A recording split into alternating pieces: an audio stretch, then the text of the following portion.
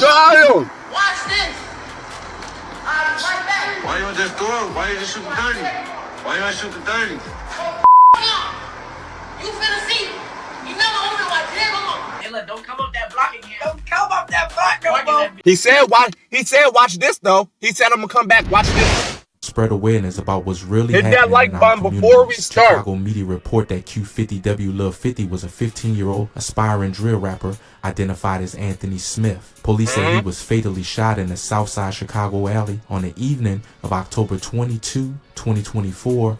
Officers arrived around 8:30 p.m. in the 6600 block of South Champlain Avenue in Woodlawn and found Smith lying in the alley with multiple gunshot wounds. He was taken to Coma Children's Hospital with injuries to his abdomen and leg and was pronounced dead. The Chicago Sun-Times noted that Smith suffered more than a dozen gunshot wounds in the attack and did not survive. Smith was a Chicago resident from the city's Chatham.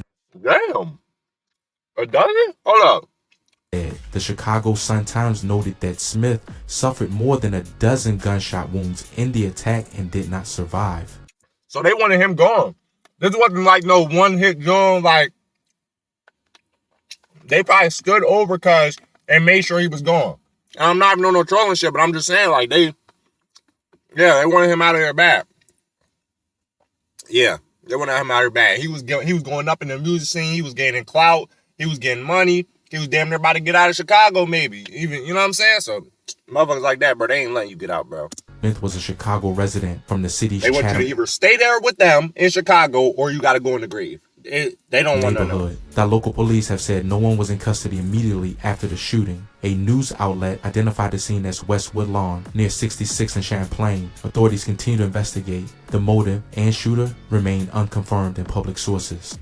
Chicago around 8:30 in the 6600 block of South Champlain. That's in the West Woodlawn neighborhood. The boy was in an alley when he was shot. Nobody has been arrested.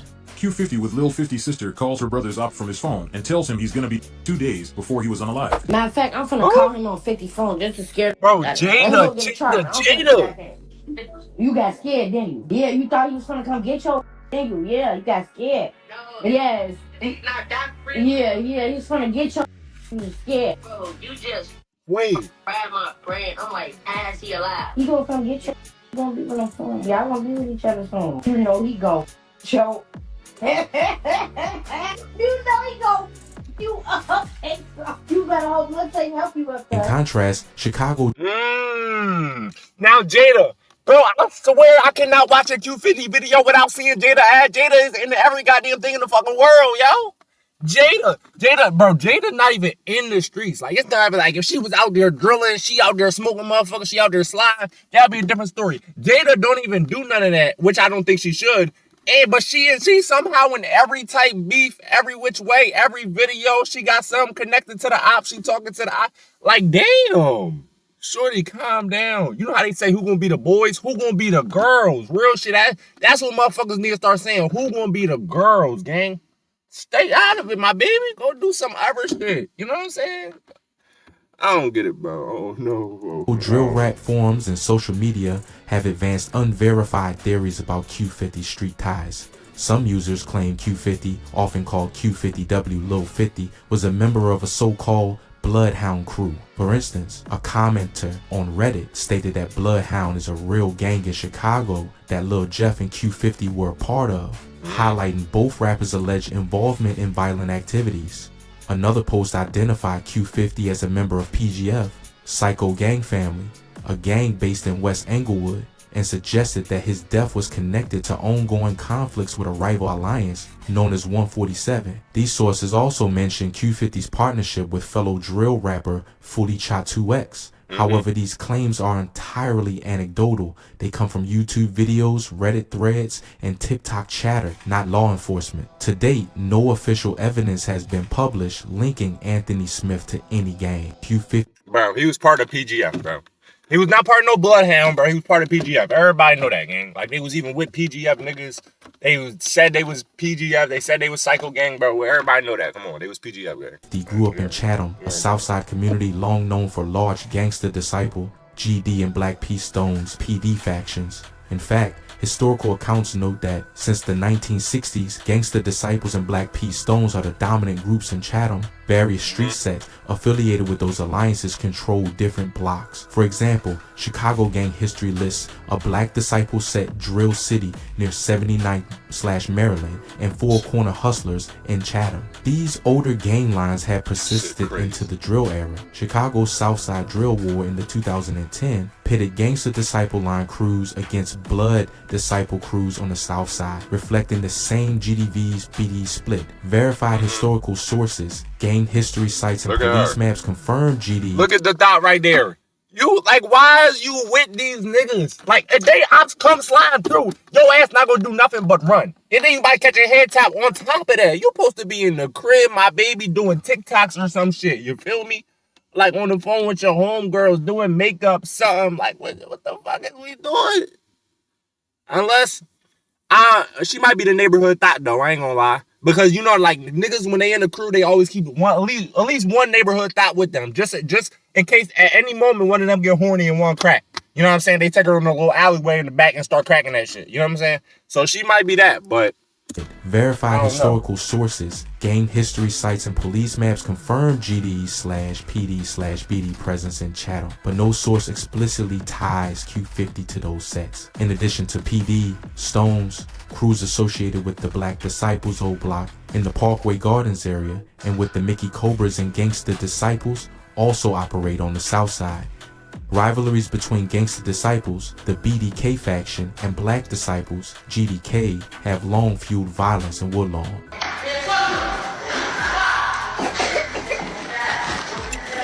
Oh, yeah. Running from home. Child! Watch this. I'll be right back. Why you just go up? Why you just shoot the 30?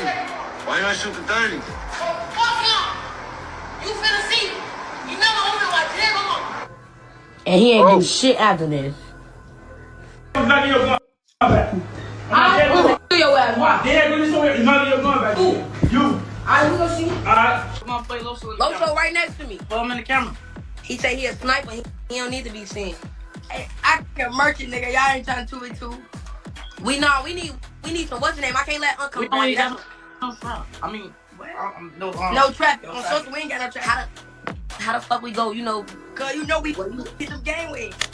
I know them gang ways, cause guess what? I used to around here every day. Hey, look, that gangway right now ain't gonna play the whole block, but that gangway famous. Hey, look, don't come up that block again. Don't come up that block no more. In late 2020, Hey, I ain't gonna lie, Ksoo little as hell, bro. RIP to Ksoo, but Ksoo was little as hell. Cuz was like 4'10". I could see him getting beat up and getting his shit punched on every day. I'm not gonna lie. Unless he was really like, just like that. Like he was really a killer. Like he was just like, cause some niggas in Chicago like that. Like them niggas are mentally just crazy. So they just smoke you for any little thing. And unless he was like that, where he was just ready to smoke anybody at any point, they was going to play with cuz. Because he little as hell. So the only way you can defend yourself is by smoking a nigga. You can't beat niggas up. You little as hell, bro. You literally 4'10", less than 100 pounds. You know what I'm saying? So I could see them playing with him, taking his guns and all that shit. Like, I ain't gonna lie. a video circulated online showing Chicago rapper Fully Chopped. He said, watch this, though. He said, I'm going to come back, watch this. But if you don't actually come back and do nothing, niggas not going to take you serious. Because they be like, oh, last time you said you was going to come do something, you ain't do nothing. Or we finna take your pole again. Give me that. You know what I'm saying? Allegedly taking a firearm from fellow rapper Ksoo during an Instagram live session. This incident, widely discussed on forums like Reddit, sparked debates about trust and betrayal within their circle. Shortly after, Fully Chopped was reportedly involved in a shooting incident, leading to further speculation about the consequences of the earlier event. Jason Stray, aka Tasky, a 23-year-old Chicago rapper associated with Drill City / Bloodhound circles. He was fatally shot early March 11, 2025 on the 1400 block of West 77th Street, Auburn, Gresham. Officers found Stray lying on the sidewalk with a gunshot wound to the chest. He was taken to a hospital and pronounced dead.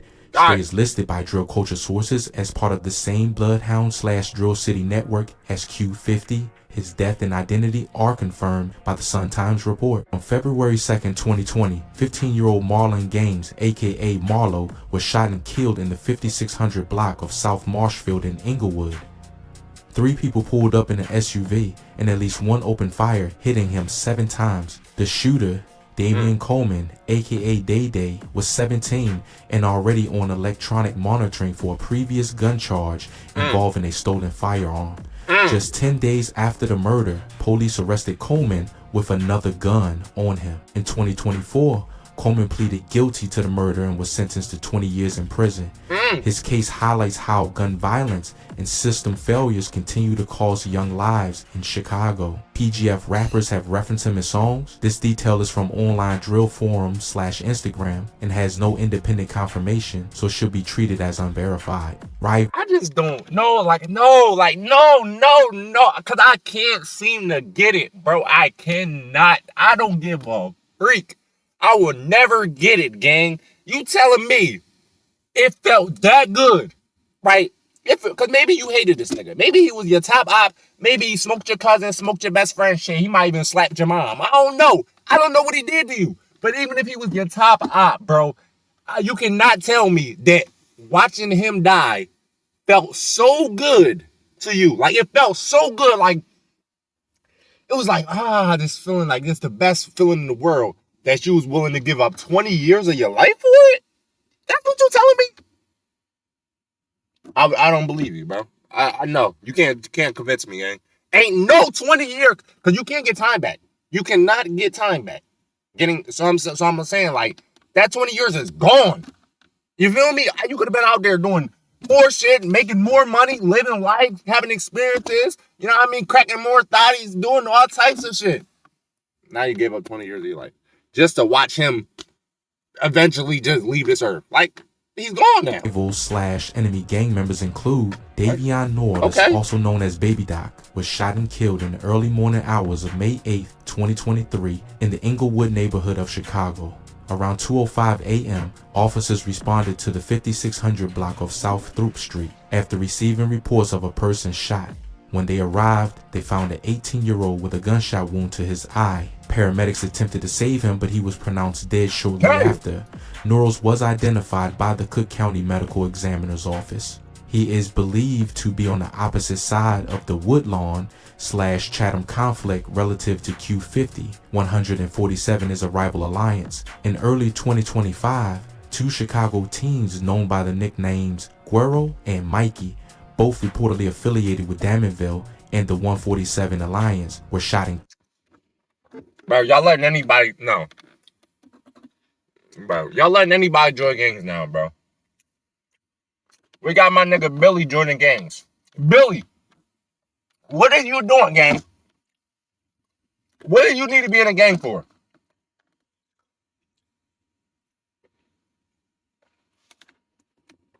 It's crazy out here, bro. You supposed to be driving trucks with cowboy boots and shit, bro. You over here trying to smoke niggas. Killed in separate incidents. Their deaths were noted by drill-focused social media pages and local gang tracking forums, further highlighting the ongoing violence tied to these groups. Of the 147 Loke City combatants, numerous low-level members of the 147 Alliance, which includes Loke City BDs, Damonville, and Wimbos, have been killed or wounded in retaliatory shootings throughout 2021 and 2025. Sharif Muhammad, aka CEO Holcomb, from Risky Road, succumbed to gunshot wounds on September 28, 2024. 3 days after a shootout on September 25th in Greater Grand Crossing area. Police say Muhammad, 20, and a 26-year-old man were in a double shooting. Muhammad was hit in the head and later died at the hospital. His Sun Times reported his death using his given name and age verified. Muhammad was known on the streets as C.O. Hawkim or Lil Reef, a member of the Risky Road crew aligned with the Bloodhound/PGF side of the conflict. This affiliation is reported by drill blogs. King Ty from Loke City killed October 26, 2022 at about 7:57 p.m. near Greenleaf and Greenview, Edgewater, Chicago. Local coverage reports that a 23-year-old man known as drill rapper King Ty of the Loke City crew was riding in a car when another vehicle pulled up and opened fire. King Ty died at the scene. King Ty's real name Tyler Moore. He was identified as a Loke City gang member, an affiliate of the Damonville/147 side of the feud. The shooting details are official, and his Loc City affiliation was stated in the report as a GD set member. Even in Chicago, a city known for strict gun laws, guns fall easily into the hands of teenagers. Hell An yeah. alderman in a violent Southside war summed it up. Everybody got guns. They can't go purchase a gun, so where are they getting them from? That question hangs over the city. Last year, Chicago police took 12,452 illegal guns off the streets, over 34 every day. Yet kids and gangs on blocks still find ways to arm themselves. The police have... Look, me personally, I heard, and what I wouldn't be surprised by is that I heard that the state or the government or whoever the fuck, they go drop crates of guns off in the hood. Because, bro, you gotta think, bro. Let's be honest, bro. You think that these niggas, first of all, they never gonna stop. The drilling is never gonna stop, bro. But, like, you gotta think, bro. Think about the world. Honestly, bro. Think about everything that's like something bad happens to you and you need to get fixed. It costs money to get fixed. And the people that's helping you fix that problem is making money. So if you go to the hospital and you're shot, the hospital is making money from you being there. You get what I'm saying? When a nigga on life support, the hospital is making money from you being there. You get what I'm saying? When you die, the funerals is making money from you. They are making money. So they don't want everybody to survive. First of all, it's going to get overpopulated as shit. It ain't going to be no space for people. And then they ain't going to be making no damn money. If nobody's sick, the medicine people ain't making no money. So they need to create bad food. They need to put bad shit in the food so more people can get sick, so they can make more money. You know what I'm saying? So they say that the government should be dropping crates of guns off in the hood. I wouldn't be surprised. I'm gonna be honest. I wouldn't at all. Yeah, like, ain't no way that how else the guns getting there? How else? How else? You telling me a nigga going some Chicago gangs flying to Iraq, grabbing a bag of guns and coming back on the plane with it? Like, no, gang, come on. Let's be honest. Let's be honest, bro. We know what's going on. Have already seized nearly 1,100 Y'all weapons open your this third year. eye. Just from when y'all open this up right here, then y'all be able to see. If y'all never open it up, then what I'm saying is just like nonsense to y'all. But come on, the real ones know. People who shouldn't have them. You ask, how are they getting guns so easily? The answers come right from the streets. Stolen and clean guns. Teens openly admit they buy used weapons. It'll usually have a murder or something on it. One 15-year-old boy said about cheap guns on the street. These are stolen guns tied to past crimes. A seller will then report them stolen so it looks legal on paper. In this way, a weapon used in one murder becomes someone else's weapon for another crime. And friend networks. If a kid is in a gang or something, he automatically has a direct line to guns. One teen explained simply, I go to one of the guys that's one of your friends, meaning he calls a friend with gang ties who has a gun. In other words, if you know where to look or who to call, a gun is as good as yours. So straw purchasers and dealers. Adults illegally buy weapons in bulk and funnel them to city youth. In one recent federal probe, straw buyers in Indiana bought 90 guns and then shipped them to Chicago criminals. Astonishingly, over 20 of those guns turned up at Chicago crime scenes used in murders and shootings. Hell yeah! Even official reports show the scope of this pipeline. A Chicago analysis found 1 in 4 guns seized by police came from just 10 gun stores across Illinois and Indiana store. These facts are shocking. They mean a teen in Chicago can often get a gun more easily than a law-abiding adult. In playgrounds and alleyways, guns are treated like candy, easy to buy or steal. One young boy on Chicago's South Side described the market plainly. You don't need permission or a license, just know the right people. Still, numbers underscore. Yes, bro. And you gotta think, bro. You put Blix into a 15-year-old, 14-year-old hands, bro. What you think gonna happen, bro? You gotta think, right? If a nigga got nothing, right?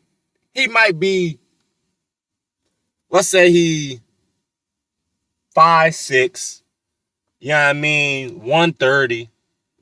He a little nigga, you know what I'm saying? Niggas could easily bitch him. You know what I'm saying? Like, he ain't really, unless this nigga fucking Floyd Mayweather, or, you know what I'm saying, something like that, or Tank or somebody, he gonna, yeah. Now, he can't really defend himself too much, but when you put that blick in his hand, when you say, all right, cuz, here you go. Bro, it's like you handing over the Infinity Stone to him. You're like, here you go, Thanos. You get what I'm saying?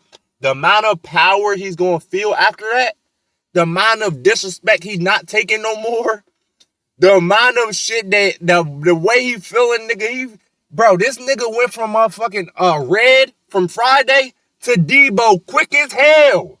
He was just Red, now he Debo within 1 second of you handing him that blick.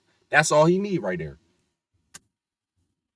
And his murder she wrote from there. You know what I'm saying? Any nigga play with him, How bro. big the problem is. Police say thousands of kids and teens are caught. And they might not even have been like a bull, like, oh damn, I want to smoke somebody. But when you put that blick in their hand, it's like niggas be itching for it at that moment. You get what I'm saying? Like, it makes them want to do it. It makes them want to go smoke somebody because I have the power to do it now.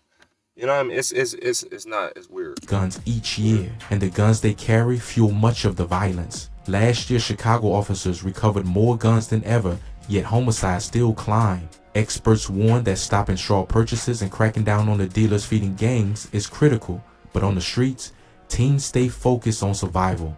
As one community member put it, kids carry guns to protect ourselves because the other kids got guns. In interviews and online forums, the tone is grim. A Chicago resident wrote angrily on social media about a video of teens with guns. Where are the parents? Little kids carrying guns with an air of confidence. It's the new normal that fuels drill rap videos and news clips. The reality is painful. Children as young as preteens are armed. Music videos, Instagram and TikTok feeds show teen boys flipping their shirts to reveal pistols, treating bullets like jewelry. For Chicago's families and leaders, the message is both simple and terrifying. Guns are everywhere on the street, even for kids. We have seen it with our own eyes and heard it from those living it.